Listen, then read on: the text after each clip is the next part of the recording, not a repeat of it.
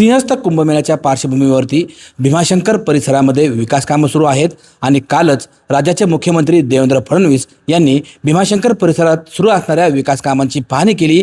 ही पाहणी करत असताना देवेंद्र फडणवीस यांच्या समवेत राज्याचे माजी सहकार मंत्री दिलीप वळसे पाटील, खेड आळंदीचे आमदार बाबाजी काळे आणि भोसरीचे आमदार महेश लांडगे हे उपस्थित होते। याचवेळी चर्चेदरम्यान मुख्यमंत्री देवेंद्र फडणवीस यांनी माजी मंत्री दिलीप वळसे पाटील यांना सांगितलं की खेडचे जे आमदार आहेत बाबाजी काळे यांना मी एक प्रपोजल दिले आणि मुख्यमंत्र्यांच्या या प्रपोजल देण्याच्या वाक्यावरून खरं तर आंबेगाव तालुका असेल किंवा जुन्नर तालुका असेल किंवा पूर्ण पुणे जिल्ह्यामध्ये मोठी चर्चा रंगली आहे। नक्की मुख्यमंत्री देवेंद्र फडणवीस यांनी आमदार बाबाजी काळे यांना काय प्रपोजल दिलं हे आपण आता आमदार साहेबांकडून जाणून घेऊयात। काल खरं तर मुख्यमंत्र्यांनी तुमच्या समोर बोलताना तुम्हाला एक प्रपोजल देण्याचा उल्लेख केला। नक्की मुख्यमंत्र्यांनी तुम्हाला काय प्रपोजल दिले? काल प्रथमतः CM साहेब असतील आणि आज DCM मॅडम आपल्या सुनेत्रा वहिनी असतील, त्या आपल्या खेड तालुक्यात आंबेगाव तालुक्यात येऊन आपल्या भीमाशंकर विकास आराखड्याची पाहणी केली, सूचना केल्या। नव्यानं त्यांनी अनेक प्रस्ताव त्या ठिकाणी घेतले, त्याबद्दल त्यांचं अभिनंदन करतो, धन्यवाद देतो।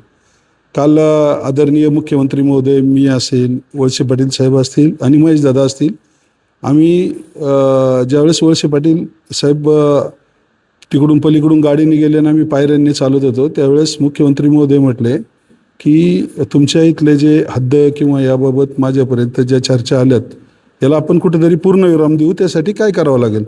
मी म्हटलं खेड तालुक्यातून आमचा जो खेड ते बोरगिरी ते भीमाशंकर रस्ता आहे तो आता कोथरूड मार्गे निगडाळ्याला निघतोय, परंतु पुढचा जो कोथरूडच्या तिथं फॉरेस्टमधून 2-2.5 किलोमीटर बाकी आहे, तेवढा जर रस्ता केला आणि इको टुरिझममधून जर अजून काही कामं वाढवली, बोरगिरी कोटेश्वर मंदिर परिसरात 30 कोटी दिलेत, अजून तिकडं निधी दिला तर आमच्या आदिवासी भागातील, पश्चिम भागातील लोकांना न्याय पण मिळेल, रोजगार मिळेल आणि तालुक्याचं अस्तित्व जे भीमाशंकर आहे लोकांना आमच्या तालुक्यातून येता येईल।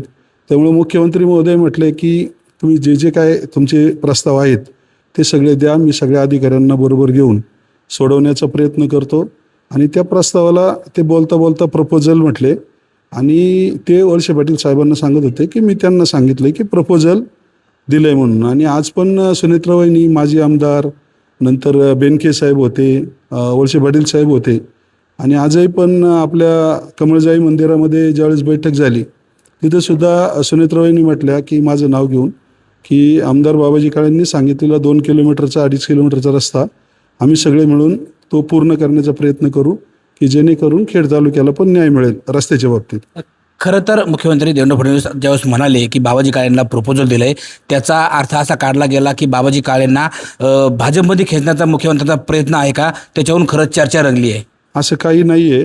मी नेहमी सांगत असतो, मी शिवसेना पक्षातून निवडून आलेलो आहे, लोकांनी माझ्यावर विश्वास दाखवलेला आहे, तो विश्वास पक्षाच्या लोकांनी दाखवला आणि तालुक्यातल्या लोकांनी दाखवला आणि तालुक्यातल्या सर्वपक्षीय लोकांनी पण मला मदत केलेली आहे। माझं एकच ध्येय आहे की खेड तालुक्याची उर्वरित विकास कामं होणे आणि त्यासाठी मी लोकप्रतिनिधी म्हणून मला मुख्यमंत्री महोदय असतील, पालकमंत्री असतील, संबंधित मंत्री असतील, पाठपुरावा करायचा प्रयत्न मी करतो, विनंती करतो।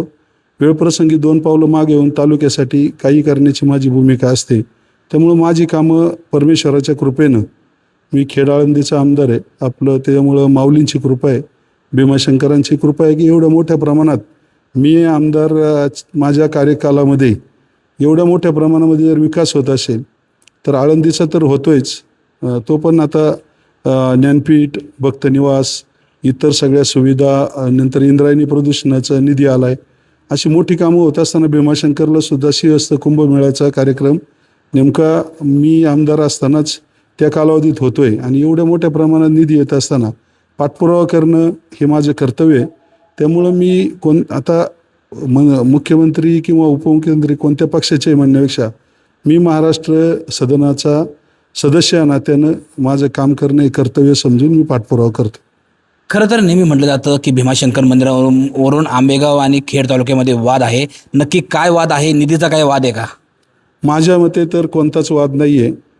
कुणाला तो वाद म्हणायचा असेल तर त्यांची भूमिका, पण मी स्वर्गीय सुरेश भाऊ गोरे आमदार असल्यापासून मी या सगळ्या गोष्टीच्या संपर्कात आलो, तेव्हापासून काम करणाऱ्याला काम करता येतं।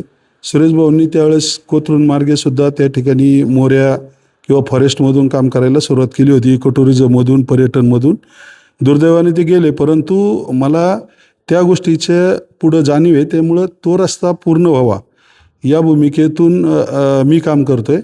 आणि काम करत असताना आता जे 3 विकास आराखडे झाले, या 3 विकास आराखड्यात जवळजवळ 50% निधी हा खेड तालुक्याच्या हद्दीतच खर्च होणार आहे. आणि त्याचं स्पष्टपणे इस्टिमेट आहेत. कामं मंदिर परिसरात चाललेत, बोरगिरीच्या परिसरात इको टुरिझममधून काम होणार आहे, बोरगिरी कोटेश्वर मंदिराचं काम होणार आहे, तिथं कमान होणार आहे, तिथं परिसर सुधारणा होणार आहे. आणि दुसरा मार्ग कोथरूड ते निगडाळे त्या रस्त्यावर सुद्धा PWDचे पैसे पडलेत. फॉरेस्टचा सुद्धा काल परवा विषय 600 मीटरचा होता, तो सुटला आहे. आणि आत्ता जे 172 कोटीची भीमाशंकरवाडी, नवीन भीमाशंकरवाडी जी होती, ते संपूर्ण खेड तालुक्यात आहे. त्यामुळं खेड तालुक्याच्या कार्यक्षेत्रामध्ये मुळात मंदिर आहे याचाच आपल्याला अभिमान आहे. आणि आत्ता जवळजवळ 600-750 कोटीच्या आराखड्यामध्ये जवळजवळ 50% खेड तालुक्याच्या परिसरातच कामं होणार आहे. उलट मुख्यमंत्री महोदय पण काल म्हटले आणि सुनेत्राबाईंनी पण आज बोलल्या की तुमची जी कामं आहेत किंवा जी आहेत ते आम्ही सोडवायचा प्रयत्न करू. म्हणजे माझं तर म्हणणं असं आहे की या व्यतिरिक्त तिकडून सुद्धा मुंबईकडून येणार जे भाविक आहेत, भीमाशंकरला आता सिंहस्थ मिळत, तो पण आपल्या करंजविरे, धामणे फाटा, पाईट, नंतर पाळू, नंतर असं सातकरवाडी, तिकडून पुन्हा शिरगाव तळेघरला जोडणारा रस्ता, त्याला सुद्धा 94 कोटी रुपये मंजूर झाले. म्हणजे अजूनही छोटी मोठी आता जी गरजेची कामं आहेत ती प्रस्तावित केल्याच्यानंतर ते सगळी प्रपोजल तुमची मंजूर करू असं मुख्यमंत्री उपमुख्यमंत्र्यांनी सांगितलंय. खरं तर तुम्ही पुणे जिल्ह्यामध्ये ठाकरे सेनेचे एकमेव आमदार आहात, विरोधातले आमदार आहात, तरी सुद्धा तुम्हाला एवढा मोठ्या प्रमाणात निधी मिळतोय, नक्की काय कारण? हे आता भगवद्गीतेत मधले कर्मण्यवाधिकारस्य मा फलेषु कदाचन, काम करत राहा, परमेश्वर तुम्हाला फळ दिल्याशिवाय राहत नाही. मी या मतदारसंघात प्रामाणिकपणे मनापासून काम करतोय. समोर सरकार कोणतं हे न पाहता लोकांच्या हिताचं आणि देवाच्या परिसर विकासाचं काम करतोय. त्याच्यामुळं देवाच्या कृपेने ही कामं होतात याची मला मनस्वी पण जाणीव होती की याच्या पाठीमागं परमेश्वराची कृपा आहे. खरं तर आपण पाहिलं, खेड तालुक्यामध्ये जी काही विकास कामं करायची आहेत त्या विकास कामांची एक यादी बाबाजी काळे यांच्याकडनं मुख्यमंत्र्यांनी मागितली आहे. आणि याच यादीला मुख्यमंत्री प्रपोजल असं म्हटलेत. यामागे कोणताही राजकीय उद्देश किंवा या प्रपोजलमध्ये कोणताही राजकीय अर्थ नाही, असं स्पष्ट या ठिकाणी आमदार बाबाजी काळे यांनी सांगितलेलं आहे. सचिन तोडकर, न्यूज 18 मराठी, भीमाशंकर, पुणे.